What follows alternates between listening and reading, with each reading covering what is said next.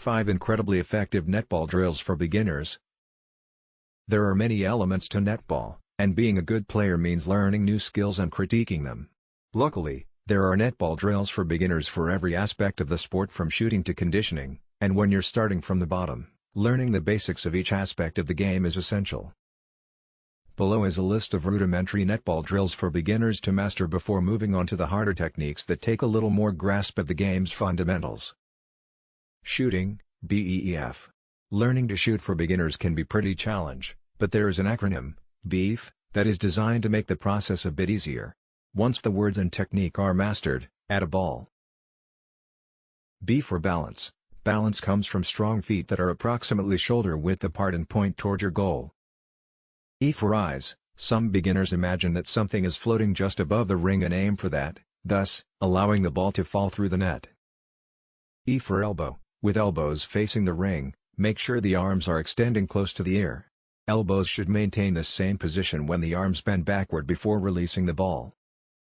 F for follow-through. A follow-through is created by the flick of the wrist from the shooting hand. Positions. Teaching the positions is probably the most difficult aspect of the sport, but you can make it fun by creating a game to teach them. Start by having players run to each spot and call out the name before they get there.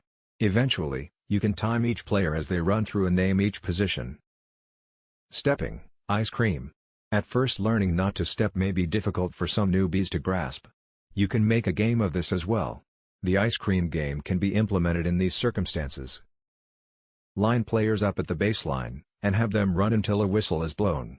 At the whistle, have them do a low jump, as if over a puddle, and land on one foot while yelling ice. As they start to place their back foot down on the ground, have them yell cream. Catching and passing, beanbag. As to avoid accidents and injuries, begin practicing catching and passing with a small beanbag. Round up your beginners into a circle, and have each player practice tossing the bag to their left and right.